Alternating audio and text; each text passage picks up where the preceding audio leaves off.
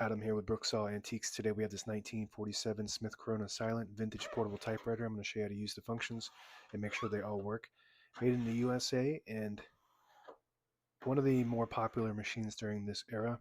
The Silent is the top of the line when it comes to this model. You also had the Clipper and the Sterling. Up top is the adjustable paper guide. This helps you guide the page in straight and align it up with the edge of the platen, which is the main roller that feeds the paper, and the margins are located behind this flip panel. There's a scale that faces the front here so you can see exactly what space you set them on. I'm just going to keep this left one on around 10 and the right one around 75. And you can reset those once you load the page because you have to get them in between these two paper fingers in front, and these are your paper support arms that flip up from the back. And this is the paper bail that sits on top. It's got 3 adjustable rollers. Holds the page down nice and tight along with the 2 paper fingers that are adjustable. I just keep them around the edge for maximum clearance and can test those margins. Make sure you don't get too close to them or else you will get stuck on them. And if you load the page a little crooked, you can straighten it with the paper release on the right side here. You flip that forward and lift the bail, and it will allow you to move that page to where you want it. Straightness. And then flip all that back. It's a little crooked still. There we go. Very good.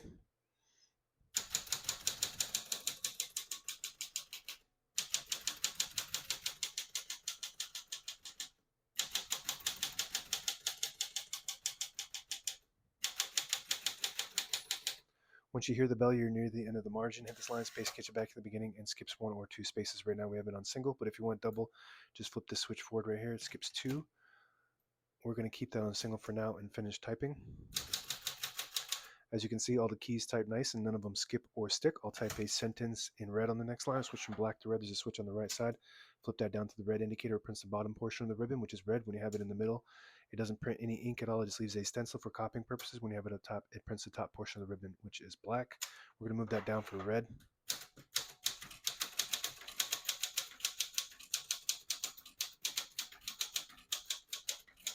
Beautiful. This is basically the end of the line when it comes to the antique classic style machines, USA made. And then the European models started to come into the market and changed up everything.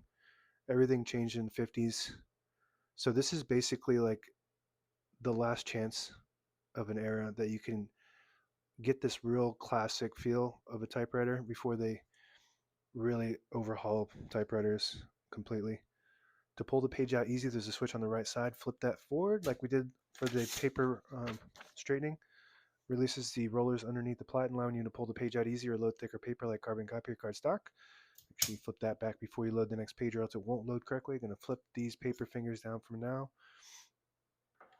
Shift on each side, a shift lock on the left. Clear that, just hit the shift button. Again, it's got a floating shift. It just means it's like super smooth compared to just like a dead.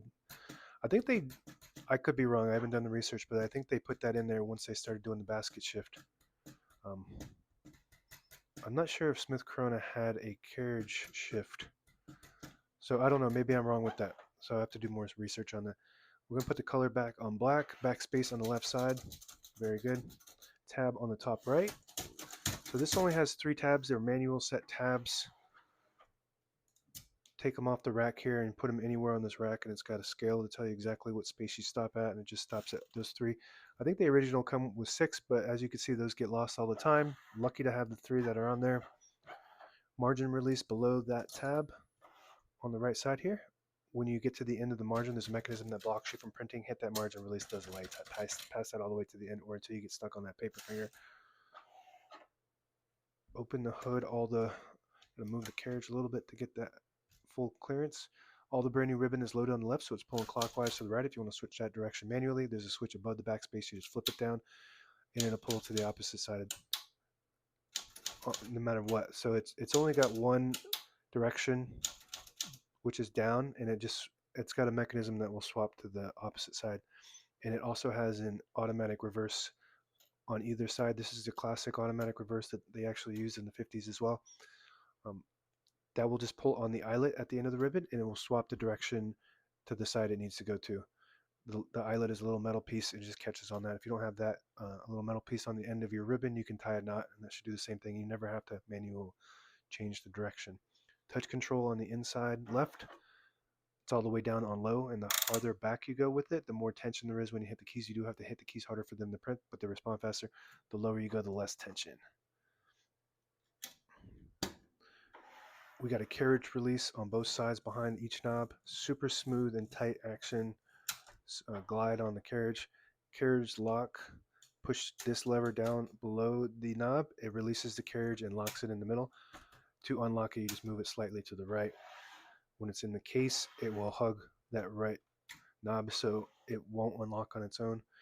And if you pull the lever out on the left knob, it disables the spacing so you can get to an exact spot on the page. You push it in, you get the clicks. Each one of those clicks is one space. And then there should be another option to do that. Maybe this model doesn't have that. Pull out the knob, maybe. No, I guess it just has that one. Most of them will have a lever on top as well. This one, I guess, doesn't have that.